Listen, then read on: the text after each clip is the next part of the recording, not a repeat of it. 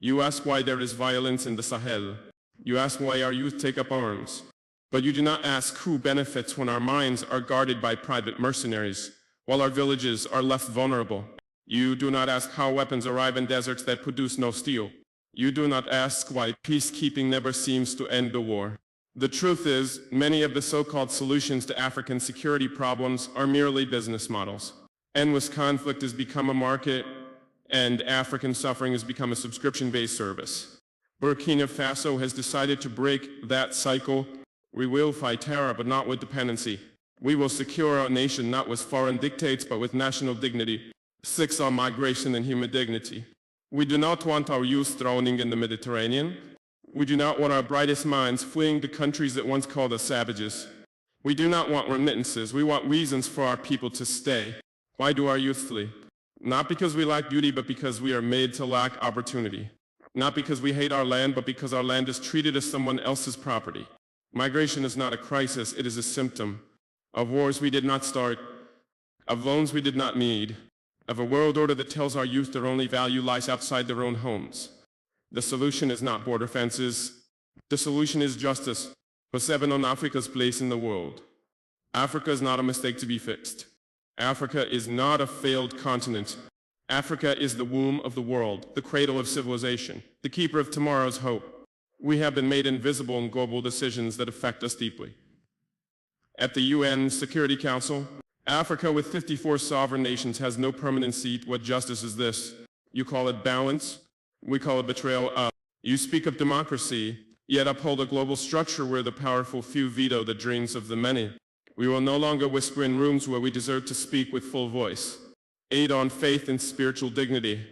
We are a spiritual people. Before your cathedrals, our ancestors sang to the sky. Before your missionaries, we knew the language of the rivers and the laws of the sacred forest. Christianity came, Islam came, and we received them not as slaves but as seekers.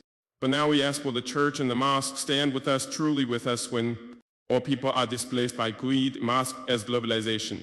Will your pulpits echo our cries or only repeat the songs of the powerful? Faith, too, must be decolonized. It must walk with the poor, not the privileged. 9. On unity among African nations. This is not a speech from one country. This is the stirring of a continent.